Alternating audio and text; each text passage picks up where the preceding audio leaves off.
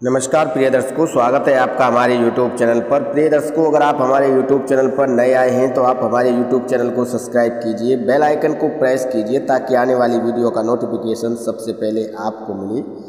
प्रिय दर्शकों, मनुष्य का भाग्य कब लिखा जाता है? प्रिय दर्शकों, कुछ चीज़ें ऐसी होती हैं जो मनुष्य का भाग्य पहले ही लिखा जाता है। माँ के गर्भाशय में ही मनुष्य का भाग्य लिखा जाता है।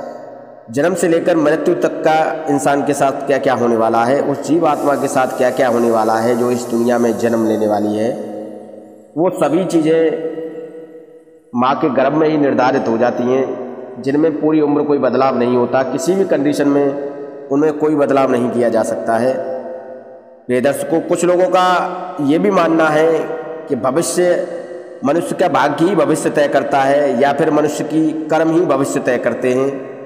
प्रिय दर्शकों, उदाहरण के तौर पर जब कंस की यह भविष्यवाणी हुई थी कि उसकी मृत्यु उसके देवकी के पुत्र के हाथों होगी, तो कंस ने सोचा कि मृत्यु तो तब होगी जब मैं किसी को जीवित छोड़ूंगा, और इस तरीके से उसने 8 बच्चों को मार दिया था। देवकी के 8 बच्चों को कंस ने मौत के घाट उतार दिया था। इसके बाद भगवान श्री कृष्ण जी का जन्म हुआ और उन्होंने कंस का वध किया, क्योंकि कंस की भविष्यवाणी पहले ही तय हो चुकी थी। कंस के भाग्य में यह पहले ही लिखा जा चुका था कि इसकी मृत्यु श्री कृष्ण जी के हाथों होगी।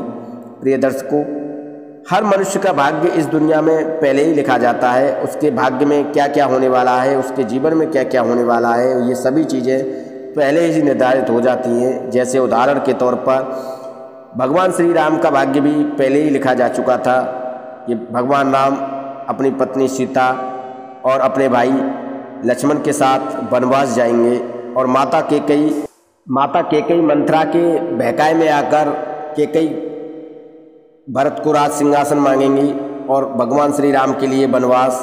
और इसी वजह से अगर भगवान राम अगर वनवास नहीं गए होते तो लंकापति रावण की मृत्यु कैसे होती, जो कि लंकापति रावण के भाग्य में पहले ही लिखा जा चुका था और यह भविष्यवाणी हो चुकी थी कि उसकी मृत्यु भगवान श्री राम के ही हाथों होगी। प्रिय दर्शकों, संसार एक पटकथा की तरह है, एक नाटक की तरह है, जिसकी पटकथा ईश्वर पहले ही लिख चुके हैं। प्रिय दर्शकों, रामचरितमानस में भी तुलसीदास जी ने लिखा है कि कर्म ही प्रधान है। जो इंसान जैसा कर्म करता है उसे वैसा ही फल मिलता है। जो इंसान बबूल रूपी कर्म करता है उसे आम का फल कभी नहीं मिल सकता। प्रिय दर्शकों, हमारे कर्म ही हैं जो हमें जीवन और मृत्यु के चक्र से बाहर निकाल सकते हैं। अन्यथा कुछ लोग ऐसे भी हैं जो गलत कर्म करते हैं और उन्हें ईश्वर के चरणों में कभी स्थान नहीं मिलता है।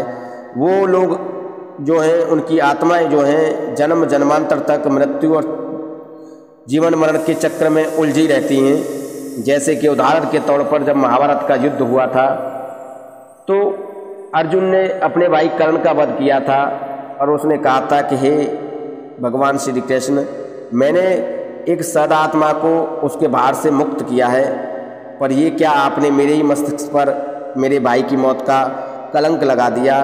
तब भगवान श्री कृष्ण ने कहा कि नहीं अर्जुन, तुमने न्याय का साथ दिया, तुमने न्याय के लिए आवाज़ उठाई, और तुम्हारे भाई कर्ण ने अन्याय का साथ दिया। उसने अपनी मित्रता और दुर्योधन का चयन किया और उसने अधर्म का साथ दिया। मैंने उसे कई बार संकेत दिए कि अच्छे कर्म करो, पर उसने कभी इस चीज़ पर ध्यान नहीं दिया, अतः वो मृत्यु को प्राप्त हुआ। तो प्रिय दर्शकों, हमें भगवान कई बार ऐसे संकेत देते हैं कि अगर हम उन संकेत को समझ जाएं तो हमें भी अच्छे कर्म करने का मौका मिलता है, और अपने कर्मों के फलस्वरूप ही हमारा भविष्य तय होता है, हमारी किस्मत का लेखा जोखा तय होता है, जिसकी वजह से हम अपने जीवन में अच्छे कर्म करते हैं और अच्छी सतोगति हमें मिलती है। तो हमेशा अच्छे कर्म कीजिए, जिससे कि आपका भविष्य भी अच्छा लिखा जाए और आपको ईश्वर के चरणों में स्थान मिले। प्रिय दर्शकों, हम उम्मीद करते हैं जो जानकारी हमने आपको वीडियो में दी है वो सही है और आप इस जानकारी से ढेरों लाभ उठाएंगे। वीडियो अच्छा लगा हो तो लाइक कीजिए, चैनल को सब्सक्राइब कीजिए।